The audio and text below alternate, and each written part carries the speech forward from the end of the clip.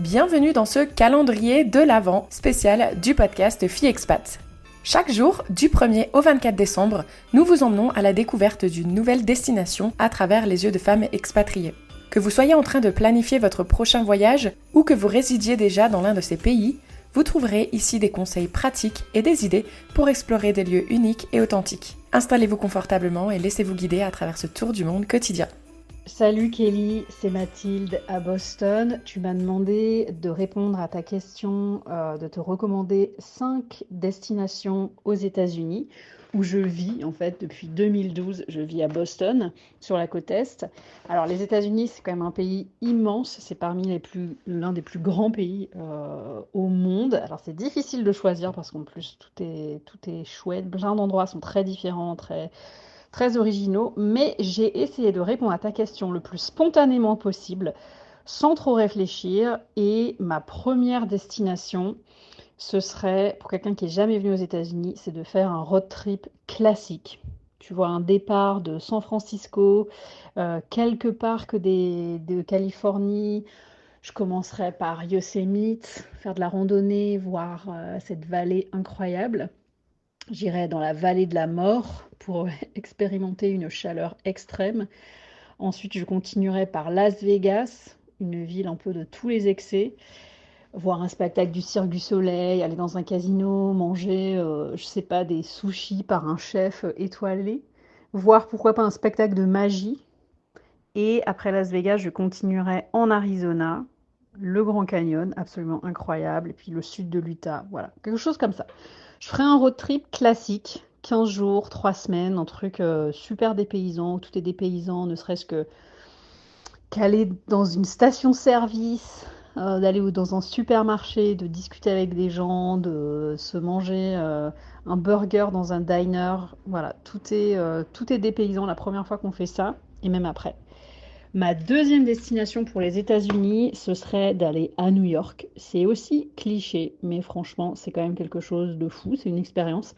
Par contre, j'irai pas très longtemps parce que je trouve que c'est assez, je vais le dire en anglais, mais c'est assez overwhelming, c'est assez, on s'en prend un peu plein la tête, plein les oreilles, plein tout, ça coûte cher et tout ça. Donc moi, je resterai franchement une semaine grand max à New York et je marcherai dans la ville, j'irai dans des musées d'art, j'irai le long de la High Line, voilà, j'irai dans les différents quartiers de la ville. Il y a beaucoup à faire, il y a beaucoup à marcher et parfois on pourrait s'économiser aussi des semelles de chaussures en prenant le métro, qui est bien fait, qui va dans tous les sens. Il faut juste comprendre comment ça marche. Ça, c'est clair que c'est parfois, ça m'est arrivé de faire des erreurs au début, de prendre un direct qui t'emmène super loin pendant super longtemps parce que c'est un train qui s'arrête pas dans les différentes stations. Mais bon, voilà, New York, ce serait ma deuxième destination aux États-Unis.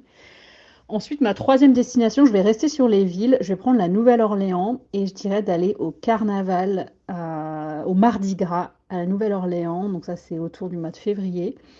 Et la Nouvelle-Orléans, c'est vraiment une ville à part qui ressemble à rien d'autre. Il y a plein d'influences, influences françaises bien sûr, mais voilà, différentes influences, les Bahamas, les Caraïbes plutôt. Et c'est vraiment une ville qui est dépaysante. Alors bien sûr, ça a été dévasté avec l'ouragan Katrina à la fin des années 2000, mais ça a été reconstruit même si le traumatisme reste là. Et c'est une ville de la fête, de la musique, une autre ambiance.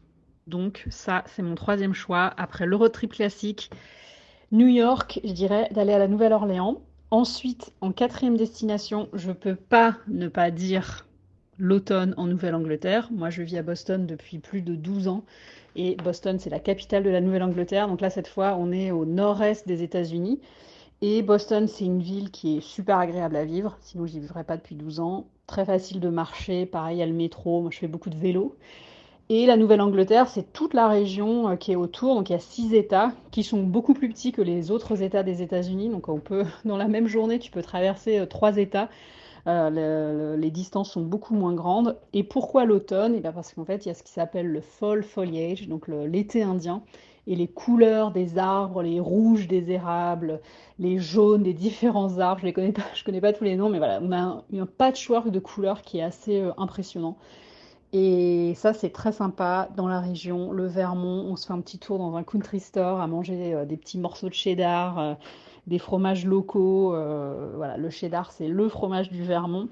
Ça n'a pas une super bonne réputation en France, mais ici, c'est ce qu'ils font, voilà, avec les vaches qu'on voit dans les pâtures et tout ça. Donc, Nouvelle-Angleterre, à l'automne, ce serait mon quatrième choix. Et enfin, pour faire quelque chose qui est un peu plus hors des sentiers battus, il faut savoir qu'aux États-Unis, il y a beaucoup de parcs nationaux, donc c'est des espaces qui sont préservés. Et ces parcs nationaux, souvent, c'est des espaces naturels, mais il y a aussi des espaces historiques. Et il y a un parc national au sud du Colorado qui s'appelle Mesa Verde et où on trouve en fait des habitations de peuples amérindiens qui ont construit à flanc de falaise des villages.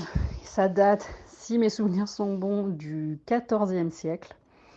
Et on peut visiter ces villages, donc qui sont des ruines aujourd'hui, mais qui sont assez bien préservés. Et ça, je trouve que ça nous donne à la fois un aperçu de l'histoire des États-Unis, d'autres peuples. Parce que souvent on dit il n'y a pas d'histoire aux États-Unis. Je pense que c'est pas vrai parce qu'avant l'arrivée des colons européens, il y avait toute une histoire qui a été ignorée, en partie écrasée, mais qui existe quand même. Et ça, on la voit à Mesa Verde dans le Colorado. Et donc je trouve que c'est un parc national qui mérite le détour quand on est dans ce coin, certes isolé des États-Unis. Et moi, j'en ai vraiment un excellent souvenir. Si on aime l'histoire, si on aime l'archéologie et puis voilà, aussi les grands paysages. Écoute, j'espère que ça satisfait ton envie de voyage aux États-Unis. Et tu m'avais suggéré de parler un peu de mon actu et de ce que je fais. Alors moi, j'ai sorti l'année dernière un livre sur les voyages aux États-Unis qui s'appelle Tout pour préparer son voyage dans l'Ouest américain. C'est publié aux éditions Larousse et ça coûte 16,95 €. Voilà, dans toutes vos bonnes librairies. C'est moi qui l'ai écrit et il y a des super photos.